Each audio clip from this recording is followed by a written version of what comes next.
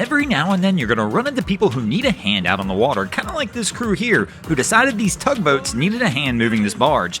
Not typically a course of action I would recommend. Welcome back, crew, to this week's episode of Boneheaded Boaters of the Week, and we're going to make that our focus this week. We're going to talk about needing help out on the water. I mean, heck, if you're out there long enough, eventually you're going to find yourself in need of assistance while you're out there as well. Now, of course, there are different levels of needing assistance. Like our tugboats that we saw in the beginning probably really didn't need much help, if any help at all, and this crew here probably needs quite a bit of help. Now, as a captain out on the water, it is your responsibility to try and identify situations and not put yourself in a spot where you may need extra assistance, like getting your boat caught in the surf break. Never a very good idea. Now, one of the good news parts of this out on the water compared to maybe, let's say, a car on land, if your car breaks down on the side of the highway, almost every car is going to continue to drive past you and not lend a hand. On the water, it's a different world. If somebody sees you're in distress, typically they're going to come over and they're going to lend a hand and try and help you out. We even see this on land in boating. We're at the boat ramps all the time with our Miami Boat Ramps channel, and anytime we see a vehicle stuck on the ramp, typically somebody's willing to get on the back of that vehicle,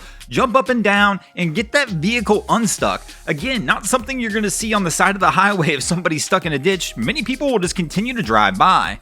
Now, with all that being said, I still recommend helping yourself on the water. Anytime you see a shot where you can help yourself instead of relying on others, always take that shot. But it is good to know that your boating buddies will be there to try and make you whole again if things do go wrong. But you can't always rely on others because they're not always going to come through and save you.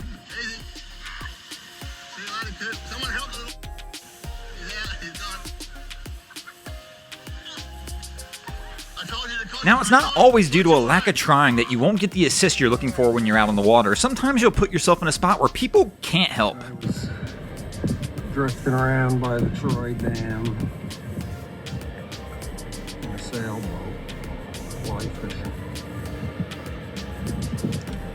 I drifted too far over there towards the left by the power plant. And it gets shallow. God works in mysterious ways. He's just lucky it wasn't high tide. Now, you may be wondering why our commentator is saying God works in mysterious ways. Well, that's because in boating there is a such thing as karma, and that's what we're seeing enacted here. The story I was given by the person who sent this video to me was they saw this boat stuck over by the dam. They went over, tried to lend a hand and assist the vessel to get off the rocks. Upon approaching this sailboat, they realized that the skipper of the sailboat was somebody who they had done a business transaction with earlier that year, and that business transaction went extremely south pretty quickly due to some of the negligence of the person on this boat. Now, even with all that said, they said they actually tried to get him off the rocks, but unfortunately he was too stuck to do so, and he's going to be stuck there to high tide. But this just shows you how much boaters are willing to get in there and lend a hand. Even though this guy had a bad transaction with him and really didn't like the person that much, he still did everything he could to go out there and try and help him out.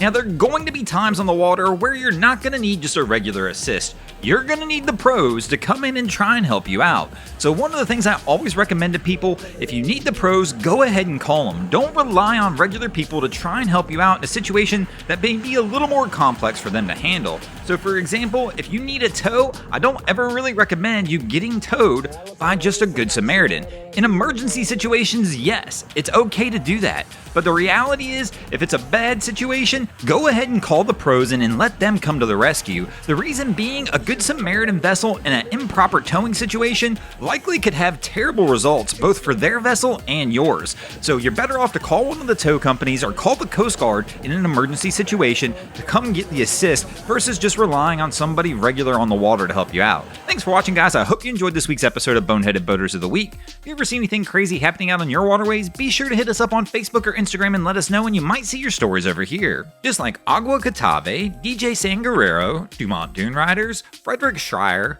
Grumtree, New South Wales, Justin Hodge, Pisces Sport Fishing, and Russ Ark did this week. And if you haven't already, go ahead and drop an anchor on the subscribe button here.